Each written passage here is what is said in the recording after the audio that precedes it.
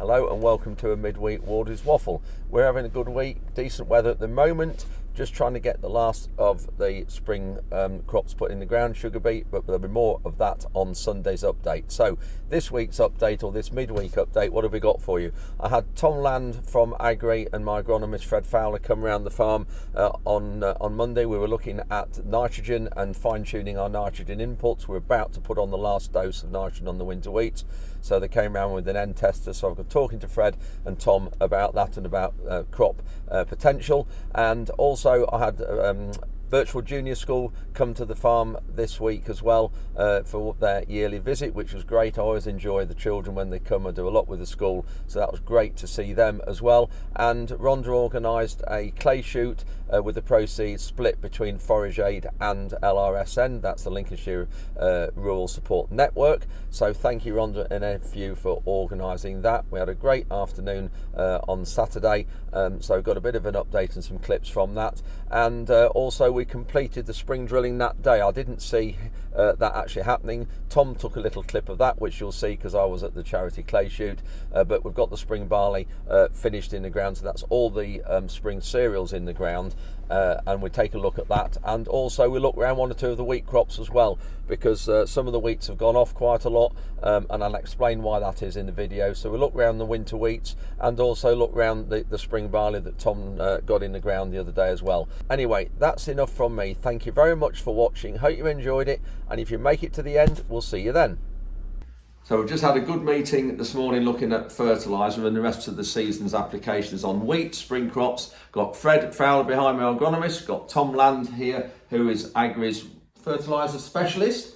Yes, that'll do. And here we've got an end tester, and this belongs to Tom. We'll show you doing this another time because we're going to come back and do this. But you have to sample 30 leaves. You can see there, you squeeze it, you get 30 leaves. You have an app on your phone that this is linked to, and it comes back with how much nitrogen's in the crop. So then you can fine tune your applications in relation to the target expected yield that you're going to go for. Anyway, we'll just have a word with Tom for a start. We've been going around the farm where we've conducted the soil nitrogen samples. Yeah. So we've plotted all of the soil nitrogen samples in relation to what their soil nitrogen status is. So, and this Enmin test was done when? The Enmin test was done January. End of January. Yeah, right. So we know how much nitrogen's in the soil in terms of nitrate, ammonium, and nitrate from mineralisation. We're then entering into that how much nitrogen we've got already, and we're also telling this what our soil nitrogen supply index is as well, in reference to our soil mineral nitrogen. We're going around the fields. We've been around the fields and we've picked up a variation of N required from anything from 70 to 145 kilograms of nitrogen across the probably 10 fields we've done. And so the fields here that we've done, just to explain, there's sort of one of these fields will cover maybe 4 or 5 fields out there. Yeah. So it's a group. So rather than sample every field, we've got maybe 4 or 5 different continuous wheats on the same soil type. We've picked one of these, and you've gone in one of those this morning. Exactly. Yeah. And we've also varied the yield depending on the potential of the crop as well. So we've got some where we've got the 11-ton potential, but we've also got some where we've got 10-ton potential. Yeah. So we sort of inputted all this information as well. But the crops are looking quite hungry at the minute. I'm disappointed how some of them look. They've gone off, haven't they? Yeah, and I think that's probably largely related to the weather. And we said earlier, we could do with last year we could do with a drop of rain. This year we could do a drop of sunshine. And just in relation to that, Fred, cultivations and things and how the crops look, we're talking about different cultivations and whether we've done right or wrong. We are. I mean, looking at the winter wheat crops now, we're approaching T1 time in growth stage 31, 32. Generally the wheats, obviously with the weather we've had, there's a lot of disease out there, a lot of septoria, yellow rust starting to come in, even on cleaner varieties. So a robust fungicide program is necessary to make sure we're on top of septoria, which is the #1 killer in wheat. But just talking about the cultivations is so clear, certainly with all the rain and the weather we've had. Anything with a shallower cultivation depth, should we say, not created that tilt underneath or alleviation of any compaction underneath. The water has sat on top and has left the roots in this cold, wet soil, and it's really struggling to pull up any nutrition. And because of that, they're hungry. Yeah, that's it. And I think when you look at some of what we've just said this morning, we're actually maybe, instead of cutting back on some of the nitrogen, we're now finding we're going to have to apply more, aren't we? Yeah, I think that's certainly what we've picked up as we go across the fields. That you know the weather conditions, the late season spring rainfall we've had, has just meant we have moved. I think it's important to also say the M-min, when we got the M-min results back, they all came back with pretty high residual N. There was. We had a lot of nitrogen after the winter. We only needed to apply sort of 70 kilos of nitrogen to get your 11, 12 ton crop. Now, with all the rain we've had since March, I think it's been a record rainfall in March. And I think a lot of that available nitrogen, which was to come from the samples which we took, has simply been leached away or won't become available now because of the cold weather we've had. Yeah. Just talking about cultivations, what we've actually done this last autumn, we've reduced cultivations to try and save cost in the hope of getting the same result and the same yield at harvest time. But what we're actually now thinking is we've reduced cultivations, we're probably actually going to get a reduced output. Potentially. Because of it. But that's probably down to the weather. Yeah. It hasn't helped on the back of that. That's right, so it's one of these unknown things yet, so we'll have some interesting harvests coming up, no doubt. So I've just finished my meeting with Fred and Tom, and behind me I've got the people carrier ready, and I have got quite a few children in here from Birchwood School in Lincoln that I do a lot of work with and help support. They're great schools, great children, so we'll just see here. They're here for about 2 hours this afternoon. So we're going around various things, showing them around the yard, so we're going to have a word with them. I've just opened the door and here we are, have all the children from Birchwood School. Hello! Brilliant, nice to see you again. Are you happy to be at the farm? Yeah! Brilliant. So just looking in the workshop, got the RX and the drill parked in here. Tom had a bit of a mishap the other day, he backed into something with the drill, and Ian had to quickly make this bar up with the brackets on here when we were drilling. That's why it's not painted, so we're going to take that off when we're finished. So this platform got bent at the back as well as this harrow bar, and that's the bent piece. So rather than try and straighten that out, you can't. Ian is actually in the middle of making another one, so that's there. Children wanted to go in the RX, so they're just taking it in turns to go up in the cab and have a look. We've now come into the shed where the wheat is. Walking up there, You'll get your boots full. But no, this is wheat that's we grow the most of here on the farm, and this is what you saw when I came into your school in one of the trays a few weeks ago. And remember, what did we say? Can you remember what is made from wheat? Shout out. Bread is one. cakes, Cereals, yeah. cakes, Yes, cakes. Yeah. sweets. Biscuits, sweets, yeah, as in, Kit Kats and things, yeah, well done. I'm just driving around the farm lanes now with them. They're in the trailer in the back. I've got little Frankie sat on the passenger seat. I've got Nala in the trailer with them, so we're just driving around looking at the various things around the farm. I've just explained to them that because a lot of the crops should be all green now and in the field, but because of the spring being very wet, it's not been able to get the crops in the ground. So I'm sort of explaining to them that the weather has a huge impact on the farm, and also potentially on the amount of food we produce that will end up on the supermarket shelf. I've also just had a few minutes explaining about inflation. There's a lot in the press about food inflation running at around about 11 to 12%. And I've said when they go shopping to the supermarket, does their mum and dad ever say about how expensive food is? And I said to them that our agricultural inflation, our inputs, cost of inputs is risen about 30%. So that is the difference between what our costs are and how much they've risen compared to the food they buy on the supermarket shelf. So let's do this. So look at your plant of wheat you've got. All of you look at your wheat. Go to the bottom of the plant. How many of you got a leaf that looks like that with lots of yellowing and lots of different colours on it? Yeah, you've got one there. You have, yeah. And that's because it's got a disease. It doesn't feel very well, that doesn't. If you aren't feeling very well, what happens? What do you do if you're not feeling very well? You take medicine, yeah. You go to the doctor, that's another thing, yeah. And what will the doctor give you? Yeah, medicine, but there's something else. Yep. Antibiotics. So, if you're not feeling very well, you get antibiotics. We have to treat that because that is a disease, and that plant doesn't feel very well. So when we spray a crop with the plant protection product, it's simply to make the plant feel better. So we're really giving that plant medicine and antibiotics to make it feel better. It's not bad what we're doing, it's just to make it better so that then we can get maximum grain at harvest time, which then will put food on the supermarket shelf that your mum and dad will then go and buy.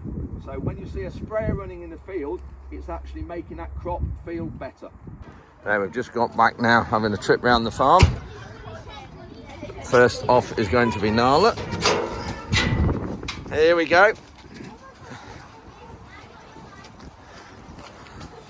You can lift that front up just by undoing zips, but I've left it down because it's a bit breezy and cool. To be thinking of questions ready for Andrew for next time when you see him. So one more time, what have you got to say? Thank you! I hope you've enjoyed it. Have you any questions now before you go? Yeah. How long what? How long have I been a farmer? Probably since I was about 16. I started when I was at school. When I left school, I started to work on the farm when I left school at 16, and then I went to college when I was 18. So a long, long while, and so there's plenty of opportunities in farming if you want to get into it. Amelia? Oh, sorry. Go on, you go. Yeah. What is like the kind of average amount of crops you grow? Wheat is the biggest crop.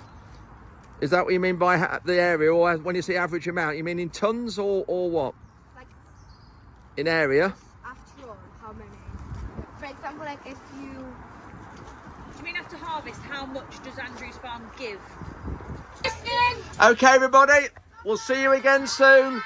Bye, hope you've enjoyed it. But I'm afraid you can't keep Nala, she's coming with me. Bye. That's it, that's the school visit finished for the day.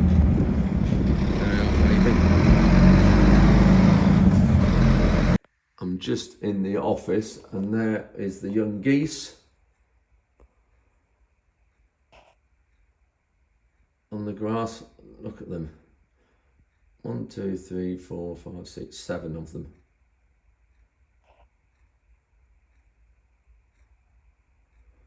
This is the clay shoot for Forage Aid and the Lincolnshire Rural Support Network. Got a lot of people turning about it out, which is great to raise money for both charities. So thank everybody for coming, and also thanks to Rhonda and the NFU for organising it. And also we've got quite a few sponsors here. Omex Fertilizers. Actually, I'll just get the card so I don't forget anybody. So this is the scorecard, and these are the sponsors.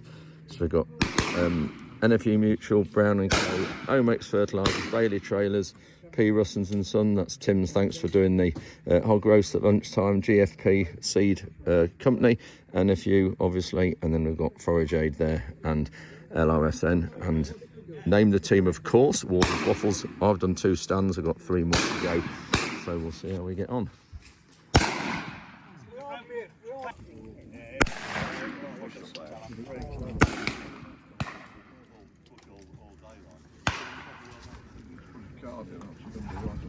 This is one of the automatic traps, or electric traps. So you have to load them up like this. The battery powers it. And then the remote control where we're shooting sets it off. And these are normal size clays. Whereas the other one on the other trap is what they call a battue. We'll go and have a look. And this is the trap, what they call the battues, which are these clays. You can see they haven't got as much concave on when you look at that compared to that. Totally different. There's a flat one, and that's got a lot more curve on it. So this is the one that twists, the pink one has twists and curves in the air. The remote, got a trap straight in front of us. Last pay, about 18 inches then. Oh. There. Yeah. Pull. Whoosh, yeah, right in the middle. Oh, it's a pleasure. Had a great afternoon here.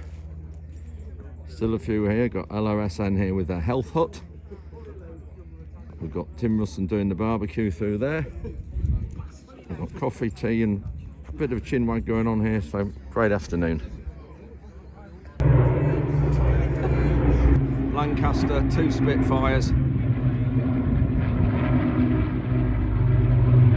Fantastic.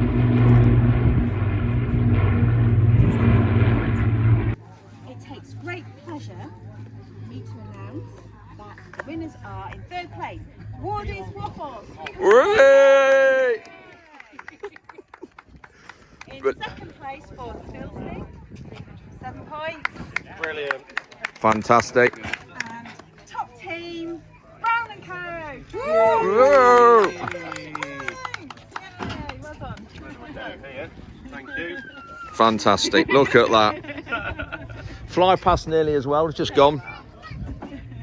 Last but not least, Top Gun, my son, Arthur. Fantastic, Arthur. Well done. Well done.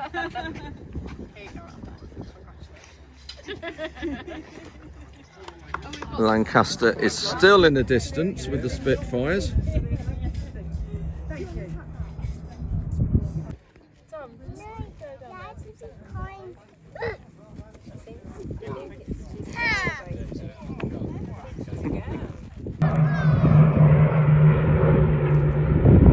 Just Jane, the Lancaster, and 2 Spitfires. Unbelievable sight in Lincolnshire. So we've finally got all the cereals planted and the spring crops are in, apart from one last field of sugar beet just across there. So everything else is done, but that sugar beet field is a little bit difficult soil. It's not quite ready yet to cultivate. So all in now with the beans, the oats and the barley, which is good news. But this particular field was the last one that was put in, and it was the one that we've got.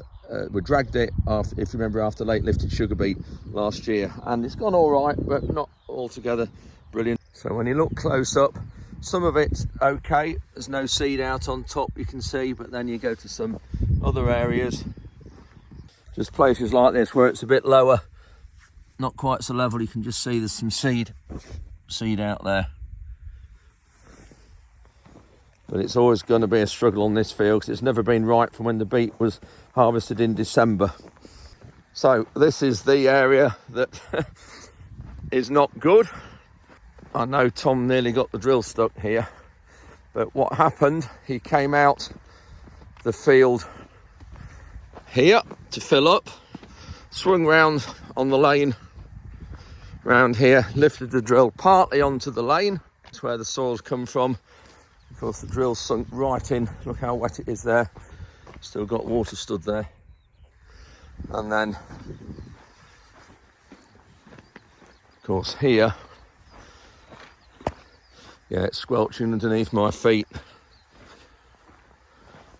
This just shows how wet this headland is, and why we've been struggling with this field all this year. And we're going to left this headland. There's probably 20 metres across this end, a bit more, maybe 24 metres across this end, from the lane there to there. And then at the other end of the field, near the River Brant, there's probably 24 metres there, not planted as well. And down the side, where the dyke muck was put out and spread there. So yeah, we've got a bit of work to do in this field when it dries up a lot in June to rectify this. And then after this harvest, this field was going to be soloed and properly put right. Not pretty, but this is what happens with sugar beet on this type of soil. And then all this soil on the lane will just come with a spade, and just see it easily comes up. It just comes off the solid tyres on the back of the Simba drill. We'll just come and just shovel this onto the fields. Never like leaving soil on the lane. That's why that's what often the lot of farm tracks get damaged, when you leave soil on it and you run on it. So we always try and keep them clean. Then of course we've got all the planings to put on this track in the summer, which are down on that beet pad there. They've all been through the grader and they're all ready to go on. So it's Tuesday morning. Hope everybody's had a decent bank holiday weekend, and Monday we managed to have some of Monday off, but I was still doing some field records, gatekeeping things, doing some field records, catching up with that. Anyway, I'm just in one of our winter wheat fields that did look really well. It was oats last year, so a break crop, and the cultivations in here, we just used the Simba Express, which is that machine here you can just see now, just to work it shallow. But I think we've had so much rain, anything we work shallow isn't really looking too well. We've got some things here that look like nitrogen, some nitrogen deficiencies here, but I think some of it is wet as well. When you look here behind me, the yellow we've got round about. So I'll just turn the camera around and just show you. So looking across the end of the field here, you can see it looks yellow and patchy. Looks yellow and patchy in here, but I think rather than being nutrient deficiency, I think it's actually wet. And I just wonder now, with us actually cultivating shallower, this year maybe wasn't the year to do that. And I think we're trying to save money in cultivations and fuel and everything, but looking at this, it's going to have a detrimental effect on the yield. So we're saving money, but we're probably going to get less yield. So in effect, we're really not going to have much benefit from it. So I don't know, we'll have a look at one or two other fields and just see. But yeah, a bit disappointed with some of these, but I think it's more wet feet rather than nutrient deficiency, because these crops have had 2 doses of nitrogen already. So they've had, what have they had at the minute? Probably 150 kilograms a hectare of nitrogen, and they're going to have one more application in the next week or so. I'm now just looking in one of the fields that we planted with barley about a week ago, a bit less than that, probably 4 days ago. And this is the field that we had the direct drilling demonstration in last year, and must admit it's gone in really well. I'll just turn the camera around here and you can just see what the soil conditions are like. So you can see it's really level, and that's just the sprayer mark where the sprayer's put a pre-emergence herbicide on, and that is where we've put we sort of seal the soil surface after the seed's been put in the ground to help weed control. So just looking here, lovely small lumps, friable surface, and we soloed this after the demonstration, after we harvested the crop and all the trials last year, and then just left it. We did it last September time. Must admit it went really well. There we are, I found one, and you can just see the ends split there, the roots just starting to grow. So within a few days this will be through the ground, because the soil's really warm. Because the nitrogen we put some nitrogen on with the glyphosate when we sprayed this off, the killed the weeds before we planted the crop. That nitrogen now is mixed up with the soil, and those seeds will soon be picking it up. So just looking at the water pipe situation, what we've done, this pipe just there, that's the one that comes from the house. The new supply we've put in all that through there, and then the meter is under that traffic cone. And we found the old pipe just under here, under that one, and it's teed off there and goes under the drive there through to the under my discovery, under there through to the yard. But so we don't have to dig this up anymore, so we're going to tarmac this. What Barry's done is we've teed off the black pipe there and brought it along there. So that blue pipe now goes into the black that goes through the yard across under my truck. And the reason we've done that is we're going to put a chamber in underneath there, so we know where they are. So it's not in the tarmac. We're going to tarmac all this bit here, put a chamber there, so that stop tap is the one that goes through to the yard. So if that black pipe, which it will do, fails through to the yard across there at some time, we know exactly where the join is, and we can connect into that tap there, and then go through across the yard. So we've actually saved ourselves a job in the future. So that's it for this midweek update. Thanks very much for watching. Hope you found it interesting, with a lot going on at the minute, as you can see. So we'll see you on Sunday, where we'll be looking at emptying the rape stores. We're just starting that. Also a lot of spraying going on, and we'll see if we can get this last of our spring crops in, which is 45 acres of sugar beet on the heavy ground. Anyway, thanks for watching, and we'll see you on Sunday.